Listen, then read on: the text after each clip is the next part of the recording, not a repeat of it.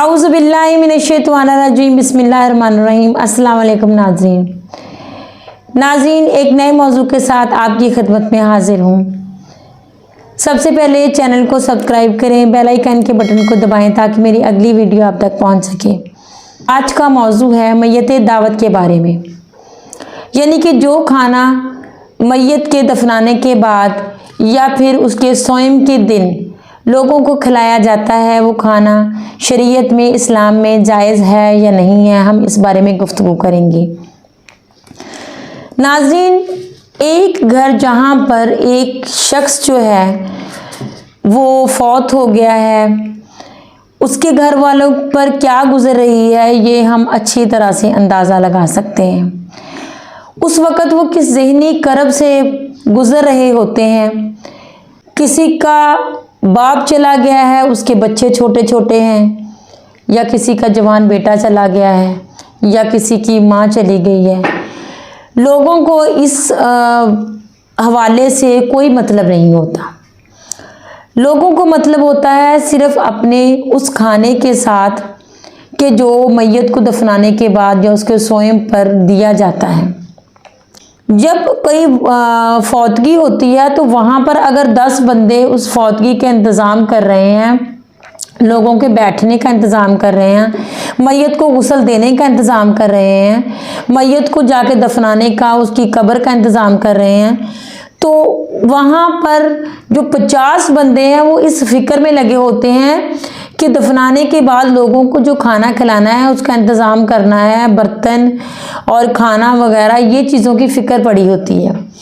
नाज़रीन, क्या हमारी एक अक्ल, इंसानियत जो है, अगर हम सिर्फ एक इंसान होने के नाते, तो क्या हमारी अक्ल इस बात को तस्लीम करती है कि हम एक घर जहाँ पर इतना बड़ा सानिहा हो गया है, इतनी बड़ी तकलीफ़ पहुँची है उनको, हम उनके घर जाकर बैठकर खाना खा रहे हैं जिनमें रिश्तेदार वो जो आसपास रहते हैं, करीबी रिश्तेदार हैं, नज़दीक में उनकी रिहाइश है, या वो लोग जो मोहल्लेदार हैं, जो दोस्त अहबाब आए हैं जनाजे में शिरकत के लिए, उन लोगों का खाना खाना वहाँ बनता है।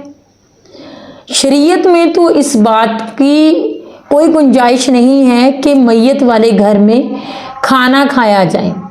हाँ, इस बात का जिक्र शरीयत में ज़रूर है कि उसके घर वालों को आप खाना, क्योंकि वो इस वक्त रंज में हैं, तकलीफ़ में हैं, परेशान हैं, वो अफसरदा हैं, वो तो आप में से कोई रिश्तेदार हो जाए या फिर हमसाए हो जाए, हमसाए जो हैं उनका हुकूक तो रिश्तेदारों से भी ज़्यादा होता है, तो वो हो जाए, मोहल्ले वाले हो जाए, वो लोग उनको खाना इतना भेज दें कि वो 2 वक्त खा सकें। उसमें वो बंदा भी खाना खा सकता है कि जो उनका रिश्तेदार है और वो इतनी दूर से आया है जनाजे में शिरकत के लिए कि वो मैयत को दफनाने के बाद वो अभी वापस नहीं जा सकता, वो दूर से आया है, ज़्यादा सफ़र करके आया है, तो ज़ाहिर सी बात है उसका खाना जो है वो मैयत के घर वालों के ज़िम्मे ही होता है, और जो खाना मैयत के घर वालों के लिए आए वो भी उसमें से खा सकता है। लेकिन अगर हम ये कहें कि आसपास के रिश्तेदार, मोहल्लेदार और दोस्त वगैरह जो हैं वो आकर ये खाना खाते हैं और उनके लिए बहुत प्रॉपर तरीके से इंतज़ाम किया जाता है, और मैंने तो बहुत दफ़ा देखा और सुना भी है कि लोगों को फिर भी खाना पसंद नहीं आता। लोगों का क्या कहना होता है कि अगर वालिद फौत हो गए हैं और बेटों ने खाने का इंतज़ाम किया है तो कहा जाता है कि देखो इनकी तरफ कि ये सारी उम्र बाप ने इनकी परवरिश की है, इनको खिलाया है, पिलाया है, इनको बड़ा किया है, और उसका हक देखें कि अदा कर रहे हैं कि ये सालन इन्होंने शोरबे वाला बनाया हुआ है, या इन्होंने चावल जो हैं वो उसमें चने डाले हुए हैं, उन्होंने इसमें गोश्त क्यों नहीं डाला है। मैंने तो इतने जो गिरे हुए, अपनी इंसानियत से गिरे हुए लोग हैं, इनको इसी तरह से कहना चाहिए कि वो लोग इस तरह के तबसरे कर रहे होते हैं। नाज़रीन, मरना तो हर किसी ने है। क्या हम इस तरह की रसूमात जो बना रहे हैं, क्या ये इंसानियत को सूट करती हैं? क्या हमारा ज़मीर हमें ये मलामत नहीं करता कि जो बंदे दुखी हैं, परेशान हैं, हम उनकी हौसला अफजाई करें, उनको हौसला दें, उनको सब्र की तलकीन करें, उनको उनका ख्याल रखें, उनको खाना खिलाने के लिए हम उनको फोर्स करें इस बात पे कि वो अपने गम से निकलकर खाना खाएं, हौसला करें। ये हमारा काम बनता है उनके लिए, ना कि हम जाकर खुद बैठ के दावतें उड़ाने लग जाएं। मैयत की दावत यही बनती है ना बात, कि मैयत एक बंदा मर गया है, अब हम उसको खुशी में खाना खा रहे हैं। नाज़रीन, ये हमारे माशरे में चीज़ इस कदर फैल चुकी है कि ये अना और इज़्ज़त का मसला बना लिया गया है। और अब तो बाकायदा मैंने देखा है कि जिस तरह से हम वलीमा की या बारात की रोटी जो है वो लोगों को खिलाते हैं, उसमें और ये मैयत के खाने में कोई फ़र्क नहीं रह गया है। एक खाने की जगह पर 3-3, 4-4 डिशें जो हैं वो बनाई जाती हैं और बाकायदा पेश की जाती हैं, और वहाँ पर कोल्ड ड्रिंक्स भी सर्व की जाती हैं। ये जो घर वाले हैं वो तो अपनी इज्जत के डर से, एक लोग बातें ना करें, वो तो एक साइड पर वो ये काम कर ही रहे हैं, लेकिन खाने वाले जो हैं वो इस कदर बगैरत हो गए हैं लोग, इस कदर वो अल्लाह का उनको खौफ नहीं है, उनके ज़मीर में ये आवाज़ नहीं जागती कि जहाँ पर इतना बड़ा सानिया हो गया है तो हम वहाँ पर बैठकर दावतें उड़ा रहे हैं। किस लिए? क्या कल को हमने नहीं मरना? यही सारा नज़ारा जो आप इस वक्त देख रहे होते हैं कि लोग खाने पर टूट पड़े हैं और किसी को फिक्र नहीं है कि जो बंदा मर गया है उसका अमल वहाँ पर शुरू है, उसका हिसाब वहाँ पर शुरू है, हम उसके लिए दुआए मग़फ़िरत करें, हम उसके लिए बख्शिश की दुआ करें। लोग खाने पर टूटे हुए होते। कितनी शर्मनाक बात है ये मुसलमान होने के नाते हमारे लिए कि हमने शरीयत और मज़हब को बना क्या लिया है, मजाक बना लिया है। हमने अपनी तरफ से बातों को लगा लगा कर हमने पता नहीं क्या से क्या कर लिया है। क्या हमें इस बात का जवाब नहीं देना? जिस चीज़ का शरीयत में तसव्वुर नहीं है, जिस चीज़ को सख्ती से मना किया गया है, हम वो काम करते हैं और हम अपनी इज्जत बचाते हैं। इज्जत और जिल्लत देने वाला कौन है? अल्लाह पाक। तो अगर हम उसके अहकामात पर नहीं चलेंगे, उसकी नाफरमानी करेंगे, तो फिर वो हमें क्या देगा? जिल्लत के सिवा कुछ नहीं देगा। हम इन चीज़ों को इस तरह से बदल सकते हैं कि हम अहद कर लें कि इज़्ज़त को नहीं देखना, कौन क्या कह रहा है हमने ये नहीं देखना। हमने ये देखना है कि हमें शरीयत में क्या कहा गया है, हमारा इस्लाम हमें क्या बताता है। जब हम हर बंदा ये सोचेगा तो आहिस्ता आहिस्ता आहिस्ता आहिस्ता ये जो हमारी माशरे में ये बहुत बड़ी बिद्दत है ये ख़त्म हो सकती है। लेकिन ये 1, 2, 3, 4 बंदे मिलकर इसको ख़त्म नहीं कर सकते।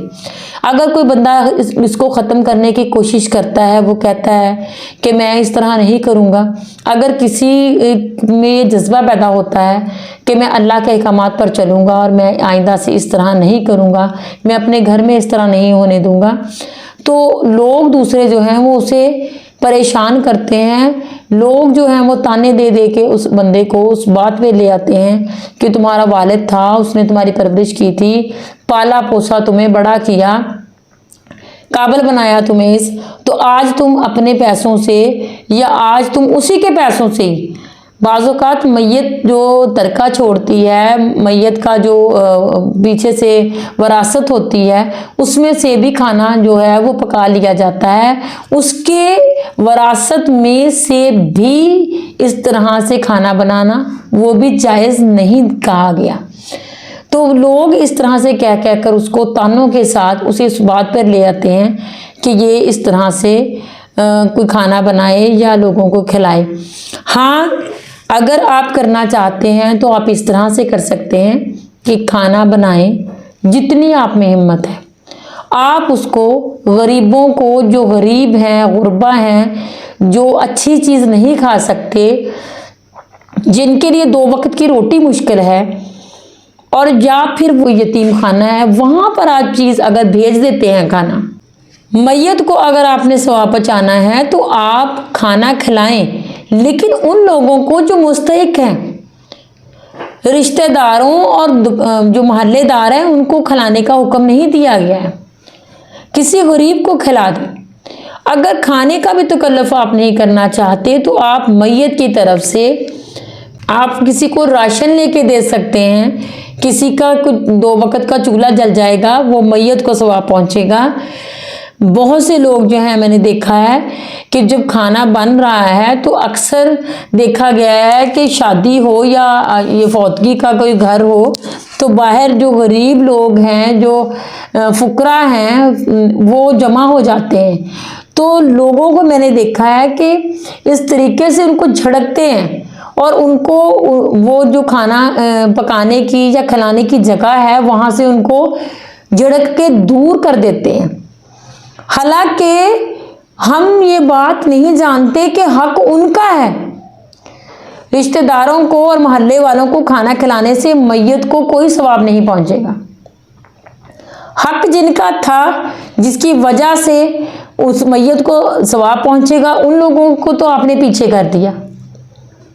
और आप किसका सवाब ढूंढ रहे हैं? आप किधर से सवाब ढूंढ रहे हैं? आप उनका सवाब तो नहीं मिलेगा। जो मैयत के सवाब के लिए कुरान खानी करवाई जाती है, तो मर्दों का तो मुझे कुछ ख़ास नहीं पता है, लेकिन औरतों का मैंने ये देखा है कि औरतें एक जगह पर बैठी हैं, सपारे उनके हाथ में होते हैं, बातें वो दुनिया की कर रही होती हैं, बातें वो दुनिया के फैशन की कर रही होती हैं, कपड़ों की बातें चल रही हैं, सास बहू की चुगलियाँ चल रही हैं, नंदों की चुगलियाँ की जा रही हैं, और ज़्यादा कर लें तो शौहर की चुगलियाँ की जा रही हैं, शौहर की बुराइयाँ करती हैं बैठ के आपस में, और कुरान पाक उनके हाथ में है और उस पर सिर्फ नज़रें हैं, ज़बान कहीं है, दिल कहीं है, कोई नहीं पढ़ रहा होता। आप खुद उस कुरान पाक की तिलावत करें, औलाद करे, बीवी करे, बेटा करे, ठीक है। आप लोग खुद कुरान पाक पढ़े, उठ के सुबह को नमाज पढ़े, अपने घर वालों के लिए, जो भी आपका फौत हुआ है उसके लिए आप दुआ करें, उसके लिए इस्तग़फ़ार करें, उसकी बख्शिश की दुआ करें, तो इस तरह से उसको सवाब पहुंचेगा। इस तरह कुरान खानी करने से बिल्कुल भी सवाब नहीं पहुंचा, क्योंकि शरीयत में, इस्लाम में ये बात है कि आपकी पढ़ाई जो है वो जो मुर्दे तक है वो नहीं पहुंचाई जाती, वो उसको कोई सवाब नहीं मिलता।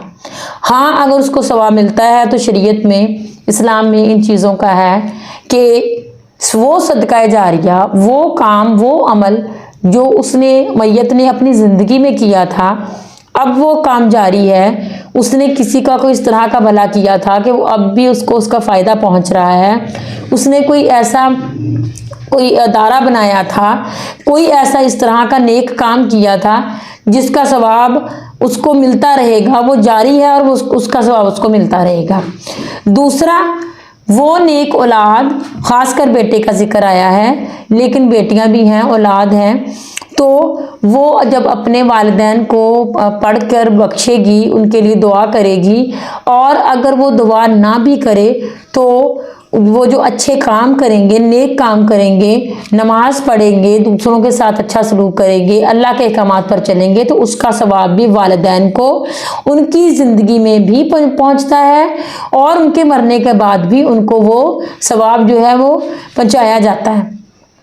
इसमें एक बात है कि उन वालिदैन को सवाब पहुंचेगा कि अगर आपने अपनी औलाद की तरबियत करने में जो वो काम कर रही है, अच्छा, उसमें आपने एफर्ट की थी, कोशिश की थी आपने, ठीक है, कि आपने उसकी तरबियत वो की थी कि वो उसको आपने नमाज की तरफ लगाया था और वो अब 5 वक्त की नमाज पढ़ रहा है, तो उसका सवाब आपको पहुंचेगा। ये नहीं कि आपने कोई इंटरेस्ट नहीं लिया उसकी तरबियत में। जिस तरह से मिसाल ले लें कि एक कोई गैर मुस्लिम है, अब वो उसने अपनी औलाद को कभी इस्लाम के बारे में नहीं बताया, नहीं कहा, उसने खुद भी वो इस चीज़ पर नहीं चलता था, उसने अपनी औलाद को भी नहीं लगाया। उसके मरने के बाद उसका बेटा है या बेटी है, वो अगर मुसलमान हो जाता है और वो अच्छे काम करता है, तो इसका सवाब जो है वो वालिद या वालदा को नहीं पहुँचेगा, क्योंकि इसमें उनका कोई हिस्सा है नहीं। अल्लाह पाक ने उसको हिदायत दी और वो सीधे रास्ते पर आ गया। अगर वालिदैन जो है वो अच्छी तरबियत करेंगे, क्यों ये कहा गया है कि जो वालिद जो है वो अपनी बच्चियों की तरबियत जो है वो इस तरीके से करे, इस्लामी तरीके से करे, और वो जब फौत हो जाएगा तो तो क़यामत वाले दिन वो आप सल्लल्लाहु अलैहि वसल्लम ने फरमाया कि वो मेरे साथ इस तरह से मेरे साथ खड़ा होगा। वो क्यों कहा गया? क्योंकि उसका उस तरबियत में हाथ था, उसने उनकी तरबियत की, उनकी फिर शादियां की, उनको इस्लाम की तरफ लगाया, तो इस वजह से उसको आपने कहा कि वो मेरे साथ इस तरह खड़ा होगा। अब अगर वो अपनी बच्चियों को कोई तरबियत ही नहीं दे रहा है और बच्चियां खुद से बाद में वो इस तरह कुछ अच्छी बन गई हैं, तो इसका उसमें कोई हिस्सा नहीं है। इसलिए कहा गया कि अपनी औलाद को अच्छी तरबियत दो, वो हमारे लिए सदका जारिया बनेगी। तो दूसरा तो इस बात का सवाब मैयत को पहुंचता है कि नेक औलाद जो है वो उसके लिए बख्शिश की दुआ करे, मग़फ़िरत की दुआ करे और अच्छे काम करे, जिनका अजर जो है फिर वो वालिदैन को पहुंचता है। कुरान पाक के बारे में कहा गया उसको खूबसूरत तरीके से पढ़ें, ठहर ठहर कर पढ़ें। जिस तरह से हम कुरान ख़वानी करवाते हैं, या कहाँ लिखा है किस तरह से कुरान पाक पढ़ा जाता है? कुरान पाक इस तरह से मदरसों में पढ़ा जाता है, जब बच्चे हिफ्ज़ कर रहे हैं या नाजरा पढ़ रहे हैं बच्चे, तो वो ऊंची आवाज़ में पढ़ रहे हैं, वो कुरान पाक को एक सबक के तौर पर पढ़ रहे हैं, उसको याद कर रहे हैं वो। लेकिन अगर हम किसी के साले सवाब के लिए, आप मिसाल एक ले लें कि आपने बिठा भी दिया है कि साले सवाब के लिए कुरान ख़वानी करवाने, तो कुरान ख़वानी इस तरह थोड़ी की जाती है, कुरान की तिलावत इस तरह थोड़ी की जाती है जिस तरह से रेस लगाई होती है और ऊंची ऊंची पढ़ रहे हैं, और किसी को कुछ समझ नहीं आ रही है कि उसको खुद नहीं पता तक मैं क्या पढ़ी जा रहा हूँ। तो ये एक इस्लाम का मजाक उड़ाने वाली बात हो जाती है। बचे इस चीज़ से, और जो लोग खाना खाते हैं वो शर्म करें अपने आप में रहकर। ये बात आप सोचें कि एक घर जहाँ पर फौतगी हो गई है, जहाँ पर मुकाम है इस वक्त परेशानी का, जहाँ मुकाम है इस वक्त गम का, वो जो गम में डूबे हुए आप उन पर जाकर बोझ ये डाल देते हैं कि यहाँ पर हमें खाना खिलाया जाए। किसी के मरने पर कौन सी दावत होती है? मुसलमान होने के नाते हमारा ये हक है कि जाकर हम उनको हौसला दें, जनाजा जो है उसके साथ जाएं, उनको दिलासा दें, आप उनके लिए खाना ले जाएं, उनको खाना खिलाएं ज़बरदस्ती। ये कहीं नहीं लिखा है कि आप खुद जाके दावतें उड़ाने लग जाएं। इस कदर मुसलमान जो है वो बगारत हो गया है। खुदारा रहम करें खुद पर भी, और इस्लाम को बदनाम ना करें। आप इस्लाम का मजाक बना दिया है खुद ही मुसलमानों ने। इस तरह की बिद्दतें छोड़ दें, ये हमारी आकबत को ख़राब कर रही हैं। यहाँ हम दुनिया में इस तरह के काम करके इज्जत कमाने की कोशिश करते हैं, इस तरह से हम जिल्लत का शिकार हो रहे हैं, मुसलमान पस्ती की तरफ जा रहे हैं इन्हीं अहकामात की नाफरमानी करके। आखिर में तो हमारा जो हाल होगा वो होगा। खुदारा सोचें इस बात को, समझें इस बात को, सब मिलकर सोचेंगे तो फिर हम इन चीज़ों से छुटकारा हासिल कर सकेंगे। वरना हम इस बुराई में, इस पस्ती में गिरते जा रहे हैं और तबाही के सिवा कुछ नहीं है। अल्लाह पाक हम सबको अपने अहकामात पर चलने की तौफीक अता फरमाए। चैनल को सब्सक्राइब करें और कमेंट्स बॉक्स में जाकर अपनी राय का इजहार करें कि आपका क्या ख्याल है इस बारे में। अस्सलाम वालेकुम।